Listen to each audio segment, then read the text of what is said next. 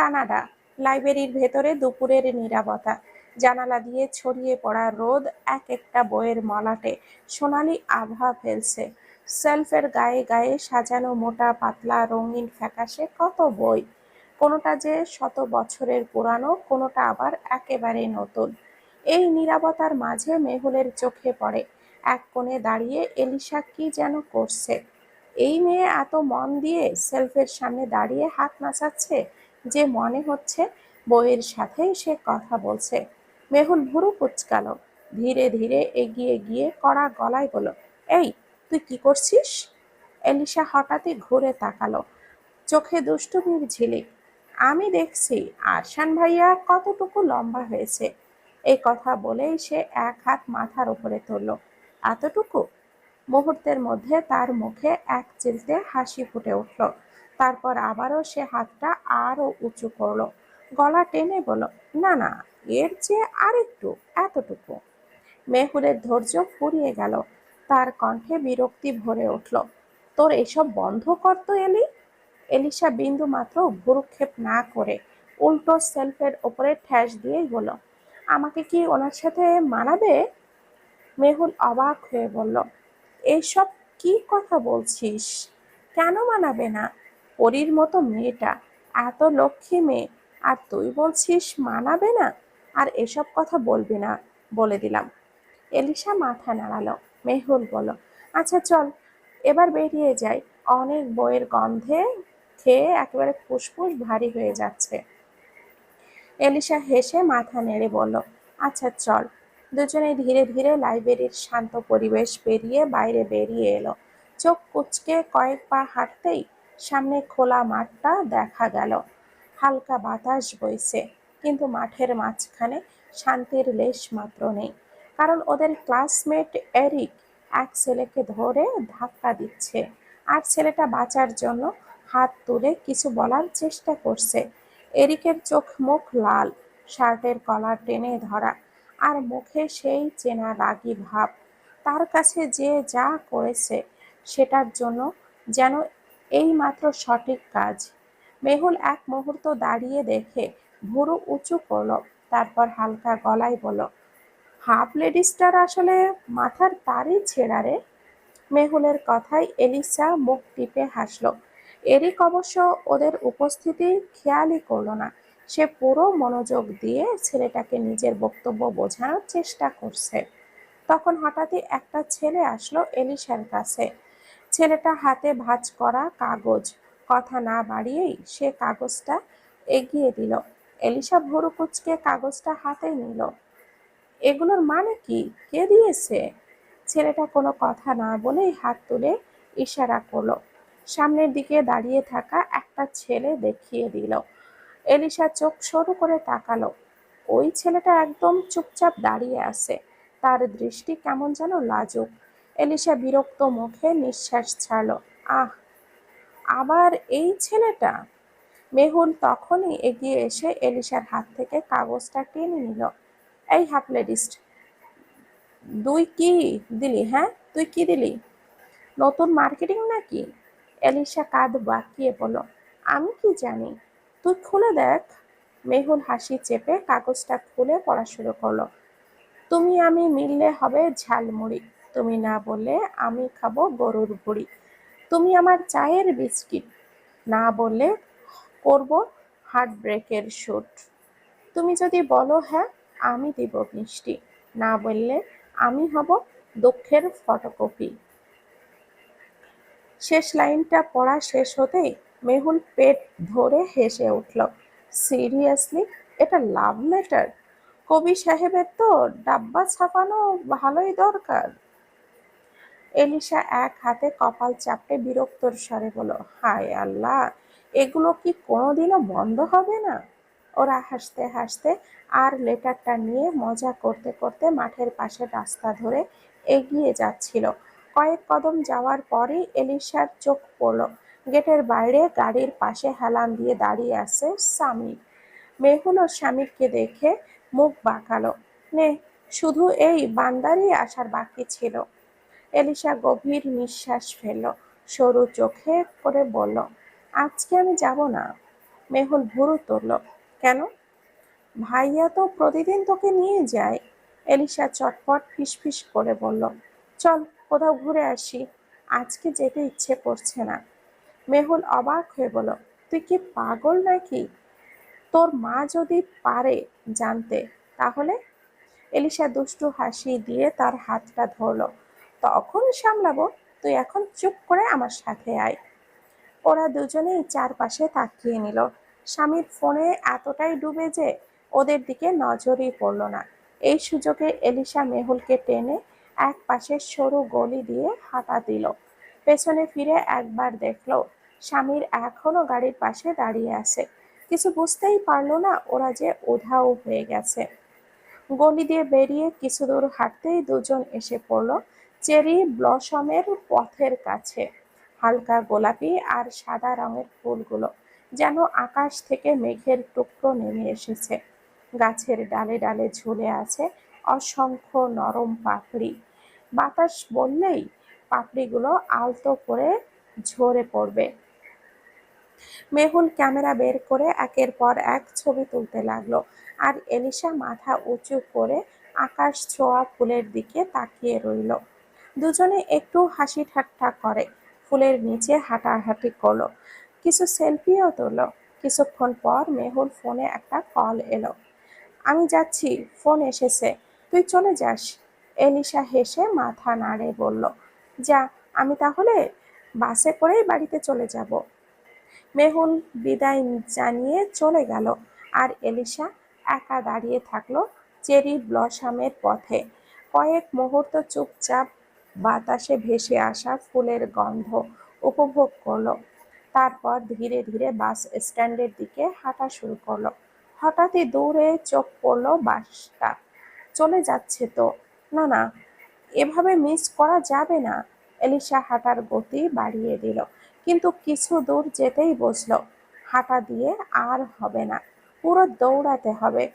দৌড় শুরু করতেই ঠান্ডা বাতাস চুলগুলো উড়িয়ে দিল, আর চুল পুরোপুরি কালো না, সূর্যের আলোয় কিছুটা লালচে আভা বেরিয়ে আসে। দৌড়ানোর কারণে গাল লাল হয়ে উঠেছে, নিঃশ্বাস দ্রুত ওঠানামা করছে। ওরে হতচ্ছাড়া, আমারে নিয়ে যা রে, এলিসা চিৎকার করে বলল। এই বিদেশের মাটিতে বাংলার শব্দ হঠাৎ কানে ধাক্কা দিল বাসের ভেতরে দাঁড়িয়ে থাকা আরশানের।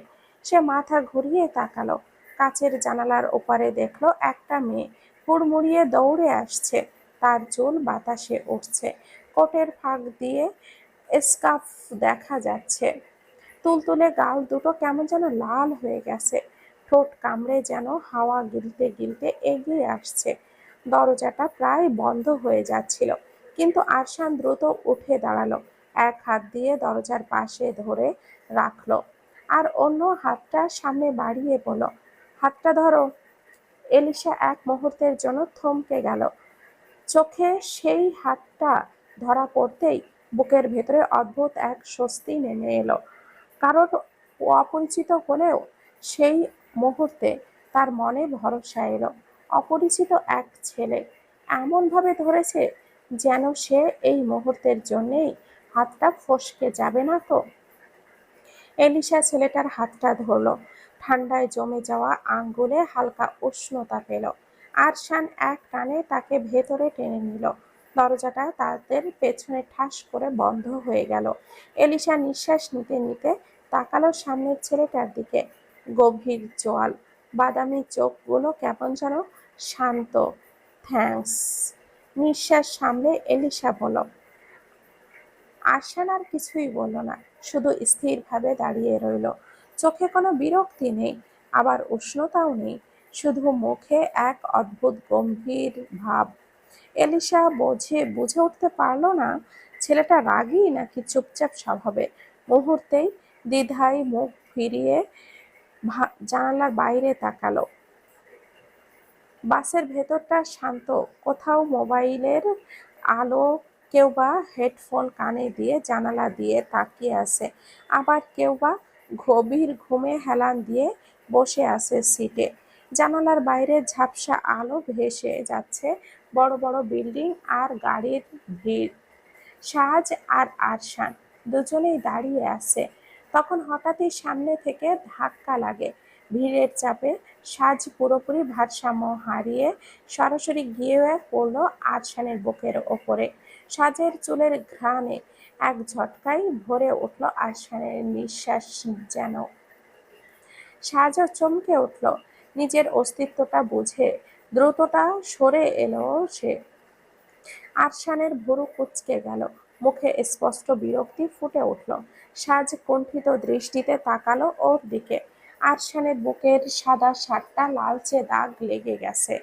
কাছে তাকিয়ে বুঝল ওটা আসলে তার লিপস্টিকের দাগ। সাজের বুক ধড়ফড় করতে লাগলো, লজ্জা, অস্বস্তি আর অপরাধ বোধ মিলে। কি করবে বুঝে উঠতে পারল না। দ্রুত নিজের ব্যাগ থেকে একটা ছোট্ট রুমাল বের করলো। সরি, আমি ইচ্ছে করে করিনি। সে কাঁপা কাঁপা হাতে রুমাল দিয়ে শার্টটা মুছতে গেল, কিন্তু মুহূর্তে আরশানের শক্ত হাত তার কবজিটা চেপে ধরল। গলায় বিরক্তি ভরা কণ্ঠ ভেসে এলো, লাগবে না। সাজ হকচকিয়ে গেল, তার চোখে আতঙ্কের ছায়া ফুটে উঠল।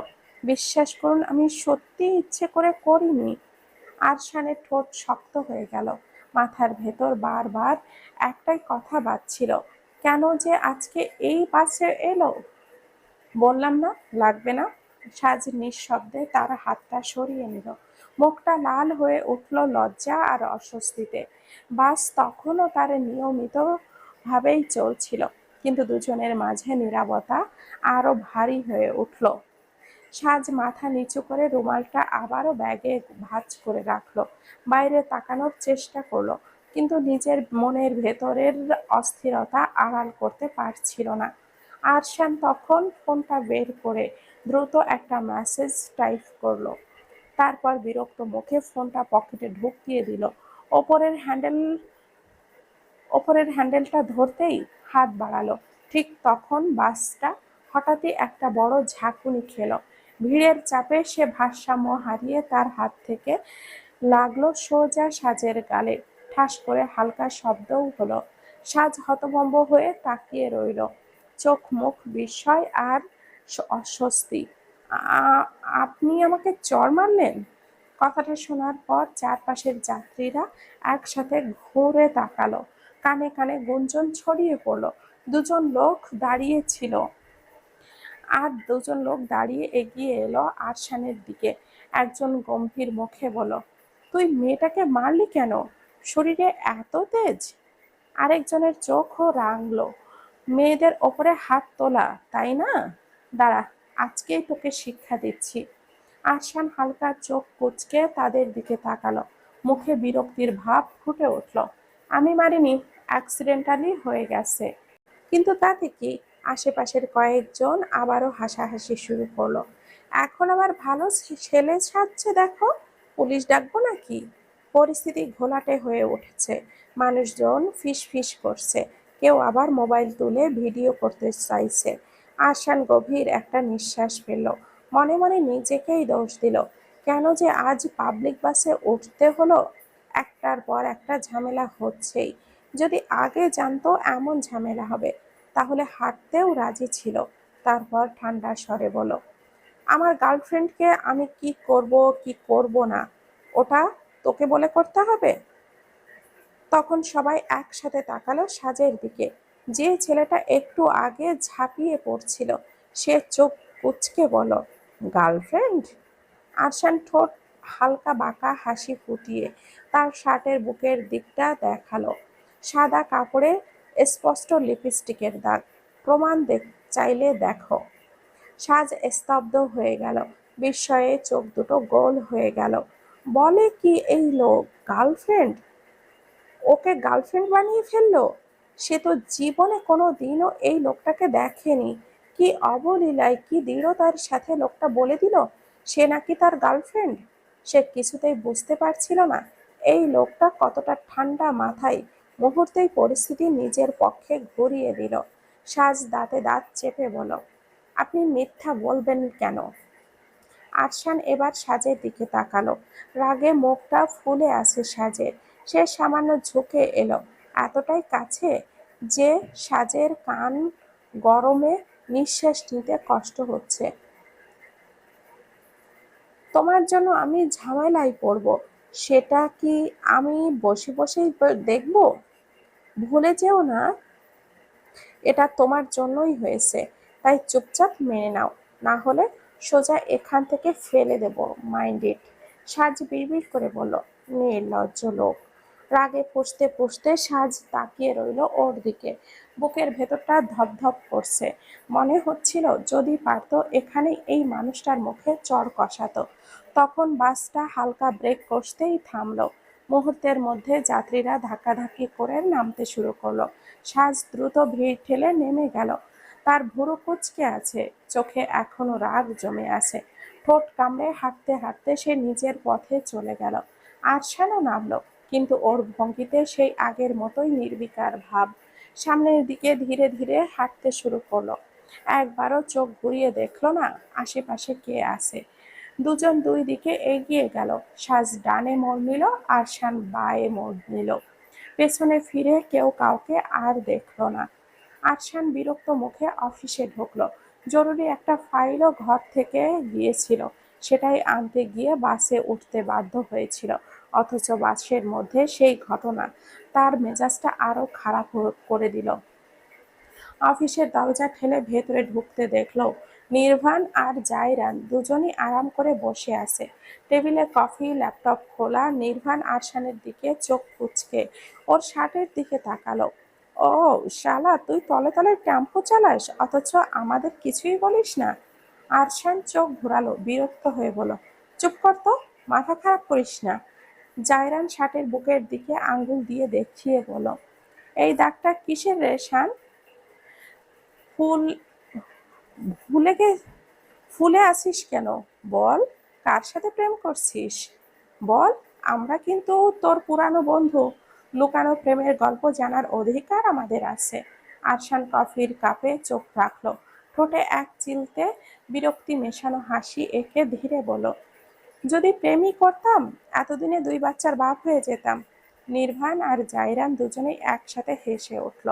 মিথ্যা বলিস শান, ওই লিপস্টিকের দাগ কিভাবে এলো তাহলে? আরশান ঠোঁট কামড়ে চুপ করে রইল কিছুক্ষণ। মনে পড়ল বাসের সেই মেয়েটার মুখ, তার চোখের রাগ, ঠোঁটে চাপা প্রতিবাদ। মুহূর্তের জন্য মুখটা ভেসে উঠতেই মাথা আরো গরম হয়ে গেল।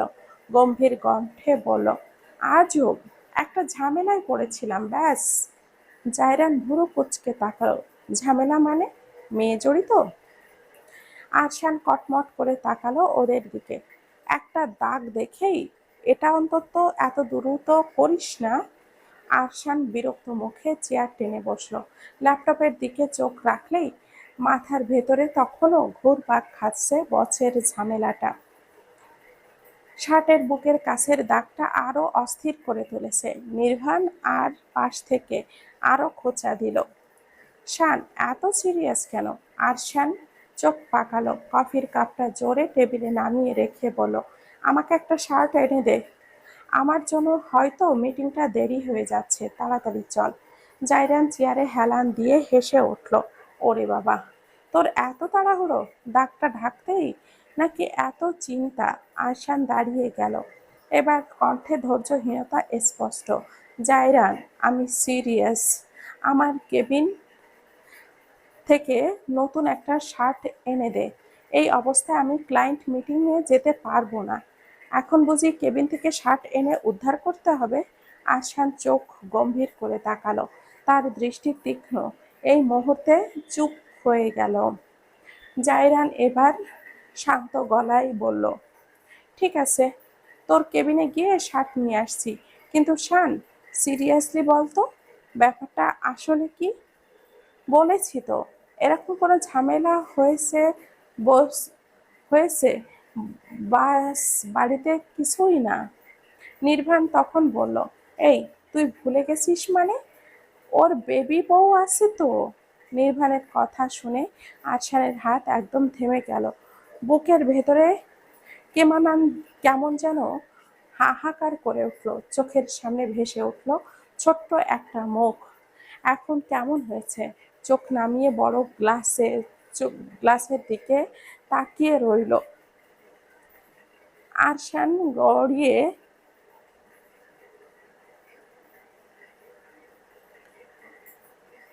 এখন কেমন লাগছে? ছোট্ট একটা মুখ, চোখ নামিয়ে বড় কাচের গ্লাসের দিকে তাকিয়ে রইল আরশান। গ্লাসের স্বচ্ছ জলে নিজের মুখের ক্লান্ত প্রতিচ্ছবি দেখল। ঠোঁট নাড়ল আস্তে আস্তে। ওকে স্পর্শের চাইতে এক নজর দেখার তৃষ্ণাই আমার মন বেশি ব্যাকুল করে তোলে। অফিসের ভেতরে হঠাৎই নিস্তব্ধতা নেমে এলো। নির্বাণ আর জায়রান দুজনেই একে অপরের কাছের দিকে, আর আসানের চোখ সেই গভীর শূন্যতা ওর নতুন নয়, অনেকবারই দেখেছে। জায়রান মৃদু গলায় বলল, কেন বলতে গেলি? জানিসই তো। এটা ভাবতেই আগেই ওর মুড অফ হয়ে যায়। পরিস্থিতি হালকা করতে জায়রান কাঁধে হাতটা রেখে, চল শান, মিটিংটা শেষ করতেই হবে, ক্লায়েন্ট অপেক্ষা করছিল। আরশান ধীরে ধীরে নিঃশ্বাস ফেলে বলল, চল।